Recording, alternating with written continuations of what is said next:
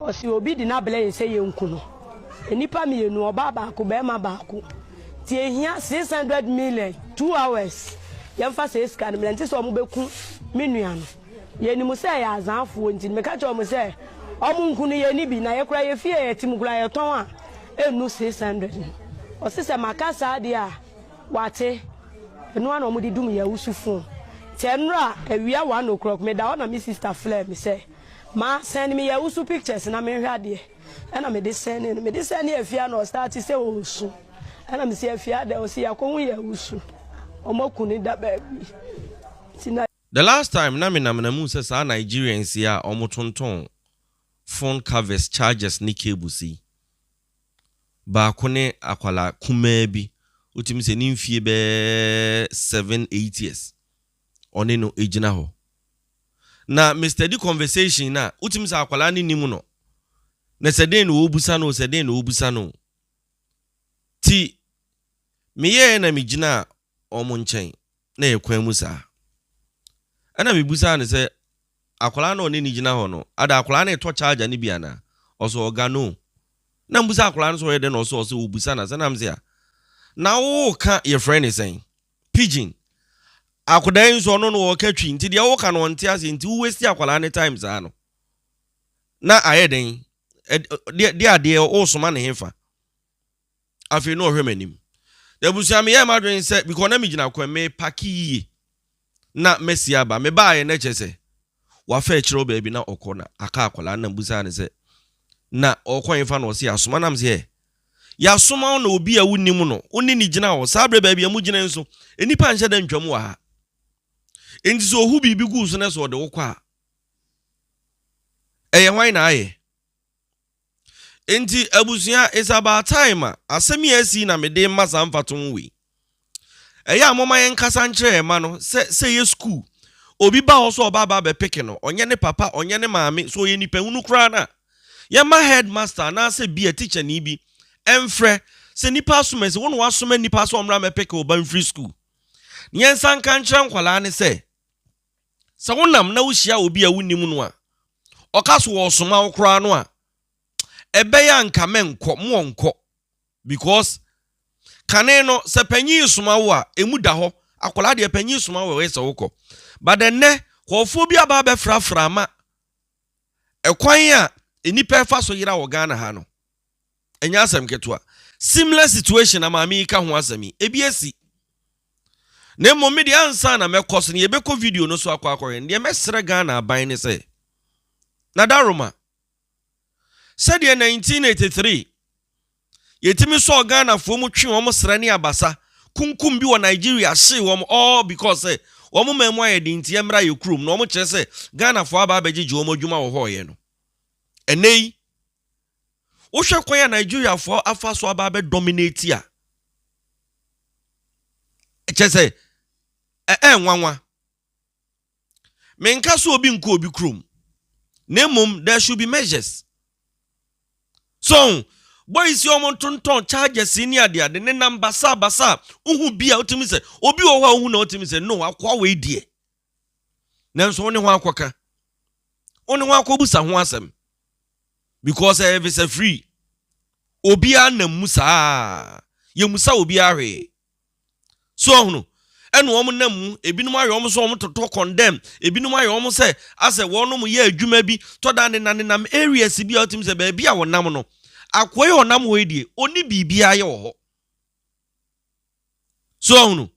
seven predu ase yesi emum so da ya ewoni tirim omo nam na enu omo nim die nti a omo nam se wo betene yesi ya chi obi say say new trend aba no watch you obi busa ne 600 million so no na woman nso ye besre etoda kasa bi wo wa eya amome ento yebo minimame bi okoto se ne baso obanum adurawu ti asem ne yie ne baso obanum adurawu okoya na aduro ne kita no maame media mabre wiase o menum adurawu asama maame ne beka chensa wonya bema na wo ye bema akwase ampanyiro obi aso benum adura oje so ofra me ma mbehwe ansa hwe maame ne koye no Any be 2 minutes and what is yes and a banana madrew. I feel no so. Answer na what the ma nipa na wa kidnapping wunuano. What da Roma? Anko ye minim se na onim se bia wo mu ntime nye. Nanso ene nipa bonefo ne yende omo. Ebi kura na sa woka kya ne se bia momma me na kakra. Na ebia ye betimi a raise seska no na mo de asam na koja posifo am oma ye mu nhwehwemu. So ahunu asem wei ebitimi sida me yakɔkye nkɔfo no omutimi demand huge amount of money ebia na asam na kosi ID for no obi ahyeda ye no ho oba oh ye beba munhia me wɔ ha ye disika ne beba ne ade ni nyina no eye kwan ye omofa so amode bedada omo na wo ka kyerɛ ne sɛ ene emu nkunu a onsam ahwere mo ade abrantie fefefe yakunu kwa. So mi ko pe bibia bedi o ene me be den nenam. The rate at which a crime sabre e koso no ano eden. Enu nti e besre manfra fo ne die nti a meka sa ne se sabe enya hoho ne nko a but ene wo be chia kromfo 5 emu 3 e foreigners. Wo mo nenam ha saa ne ehunu ne wo mo ye okure mu. Nenam ha saa hwa akwada idie ya meken se bia man kopie so a enko obi nim de besie. So no enu nti yemfa kwan bi e befa so a se obi nam ba bi a yetimi busa ne sa ha wonam yi ebi a wonam ha ye den sabre ba bi a wonam ha ye den fa ahudie o Ghana ha na dɔɔso too much fa ahudie adɔɔso because obi abranti a sebin producer odrobani yakunu kwa abena ya usu na di machi me wa ha me nda no pa be 8 o'clock e na call by oba bi na frame so we hear usu Francis mame e na msi mi amini so ne ya wonete ya okra ne so okwadwuma o frɛ ne la ya enko ya usu mafie e na msi onka ate no na me frɛ mi nua me frɛ na ne fon adum e na me frɛ mi sister afia me frɛ kwadwo me frɛ Belinda. Say ama wate wo ofanka o si de bi na me se fle no o fle no o si ni fun adu ti e tretra ya na number ni tom e ko saa me ensa de to so 9 na nipa ne peke good morning o si nchia hu hia o a oni se na me se me hwa me bla o so bla de ba bi o wo no ntimi ne nkasa na me se ade wa ede o si obi di na bla ye se ye nku no enipa me yenu oba ba ko be ma ba ko ti ehia 600 million 2 hours yemfa se scan me nti so mo beku menua no ye ni mu se ya azanfo nti me ka cho mo se omo nku no ye ni bi na ye kura ye fie ye tim kura ye ton a enu 600 o se se makasa de a wate enu ana mo di dum ya usufo tenra awia 1 o'clock me da ona me sister flare me se ma send me ya usu pictures na me hwa de e na me de send e afia no start se o usu e na me se afia de o se ya ko hu ya usu omokuni da baby sinadio enye system million and enye 100 million 600 million 2 hours ya veska na ma omubekumi ni ana ye nimza agro ya nye ni o ya o si dem aye be kan no se na bokuna no e ka kira banze eni boafo bia omumo e no munye wiwe mu man na menu ayi wo de ntiase eni obia omumo e menu ya oni me organize o anopa mini ya usu kasa e fiada nopa ya akola na de ne ba miniske o wo se ne sister me so me yale enti me kwadwuma ka na ekura me na yetikafa akabo so me ne na otwemienu minia na kokura mankwa mitimi ntiaka enti me ko anwumle minya sesa mema ne obi na de atode ne ma adom e bo ses na me se twumu ayemfle ya usu fle ne ya ntene nka efiada na anwumle ti me nda no pa 7 baby a wuti ya na ko ne bae mini anum ye kwa yie eta me bag ya na ko ne bae se omo hwe ya usu omo ntina de aban mo aye no nye hwehwemu ye ni obia eyare hosem papa eyare hosem na da bia me ka se emran shada enye adwuma eya ne to da de ya ne beba no because menye sure say ubetimi atu kwan Canada mo ho ne ade no akone nam ho saa wa abra obi nim de nti a wonam ho e say awo na baba beje wo man no hwe wonam a enkwala ya omugina kwan ho yi enkwala ya omugina kwan ho say kra de eduru time a so omsire usika na se wa ma wo ma se eboba enekita no a unkoduru ba bia woduru na bia wotum so de asensan wo glass nanim anase bia de asensan wo car ne ho me bia to me traffic him so guy bia no ton piki e no che say hey na aden na wo yesa all because akola ne besere misika mama no foreigners yo into atambo ba no de sensan car ne ho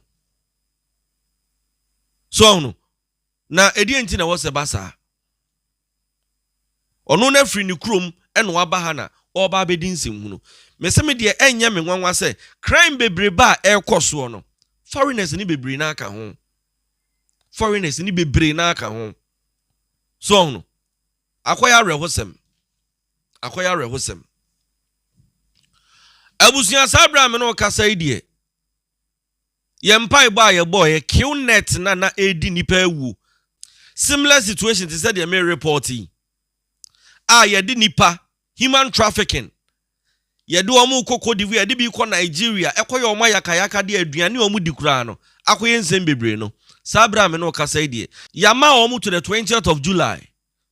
se kill net adwuma bia no yengu no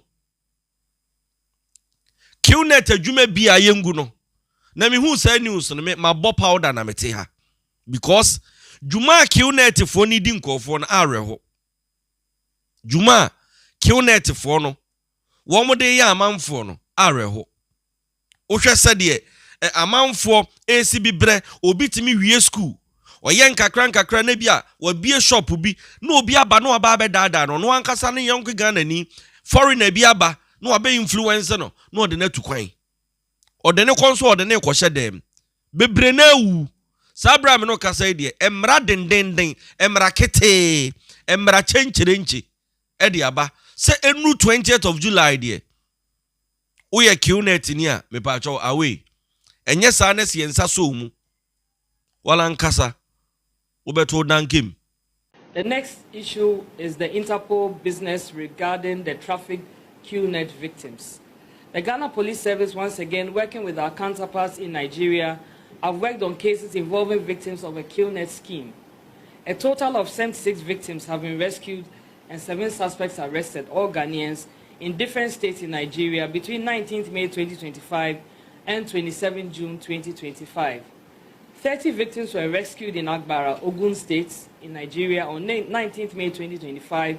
and 15 victims were rescued and 1 suspect was arrested in Uyo, in Akwa State, on 22nd June 2025. The suspects are in the custody of the Nigerian authorities assisting investigation and subsequent prosecution. The Ghana Police Service is working to reunite the rescued victims with their families in Ghana. Still on the activities of QNet, between 6th and 22nd May 2025, the Ghana Police Service has rescued 48 victims who are nationals of Burkina Faso, Cote d'Ivoire, Cameroon, and Guinea. Working with our counterparts from the affected countries, all the victims have been sent back to their respective countries to be reunited with their families. 2 suspects from Cote d'Ivoire and Burkina Faso have also been arrested and are in police custody, assisting with investigation. These are just a few of the QNet cases recorded in Ghana and Nigeria between the months of May and June 2025. I am aware that the anti-human trafficking unit of the Ghana Police Service has rescued and repatriated several other victims. It is worrying to note that there has been a significant increase in requests for assistance from Interpol, National Central Bureau, Accra, to rescue Ghanaian victims trafficked to other countries within the sub-region. Similarly, NCBs in other African countries have seen a rise in requests to rescue foreign nationals trafficked to Ghana under the guise of QNet. Intelligence available on the modus operandi of the trafficking syndicates revealed the following, and this is very important. We need to educate our young ones accordingly. Victims are young, energetic persons aged 17 years and above, both employed and unemployed. Some foreign nationals rescued in Ghana include footballers, artisans, students, etc., while Ghanaians rescued and returned include nurses, teachers, artisans, students in SHS and universities. These victims are lured to pay huge sums of money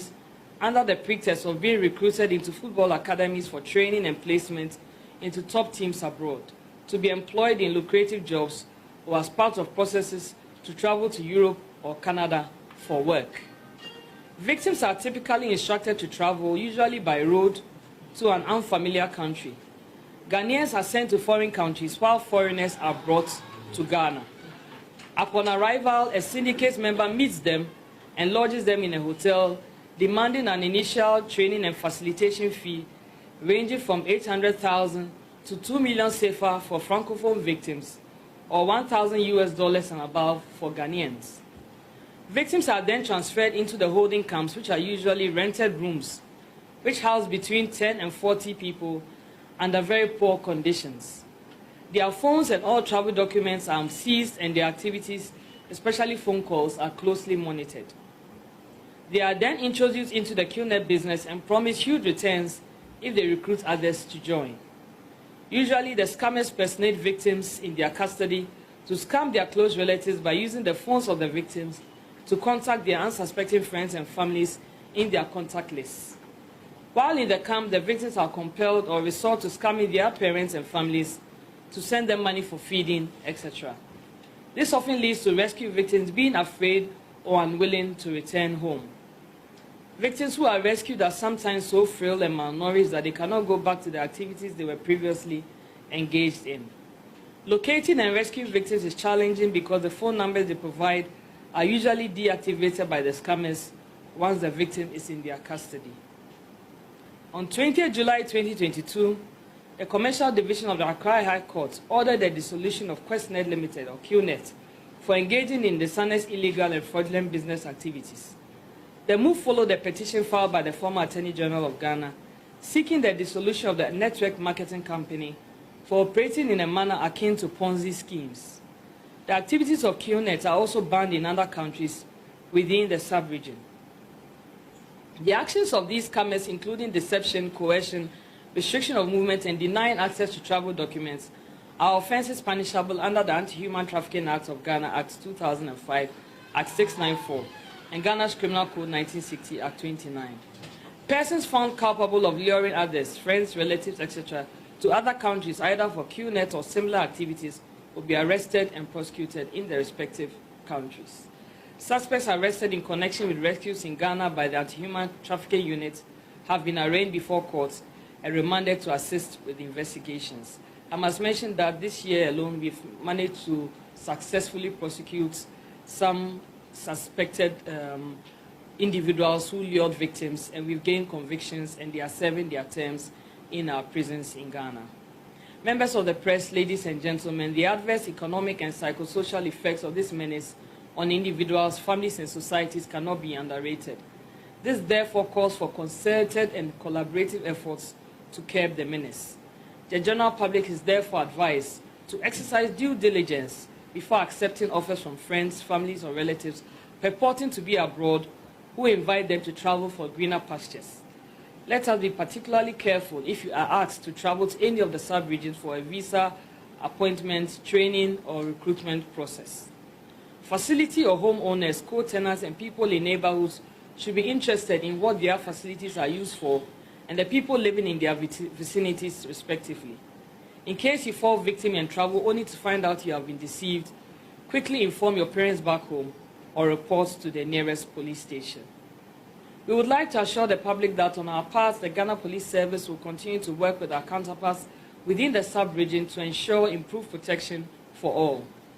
We therefore call for improved cooperation and collaboration among stakeholders both in Ghana and in member countries to fight human trafficking in all its forms and other related crimes. On behalf of the Inspector General of Police, Mr. Christian Tete Yohonu, and the entire Police Management Board, I wish to commend the officers of the Anti-Human Trafficking Units, the National Central Bureau, Interpol, as well as all other units and officers who worked on this case for their professionalism, and swift response. Meda se sa oje bre na hwe mi medini DJ KA. Ebre pem ye besan ehia. Macrow, bye bye.